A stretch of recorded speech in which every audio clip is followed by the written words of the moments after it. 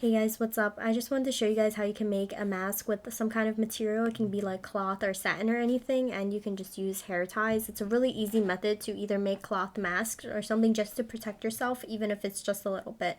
So you're going to go ahead and fold whatever it is that you have into some kind of rectangle, and it can be as wide as your face is or as big as you want it to be. Next, you're going to take either rubber bands or hair ties. You're only going to need 2 of them, and you're going to put one around to each side.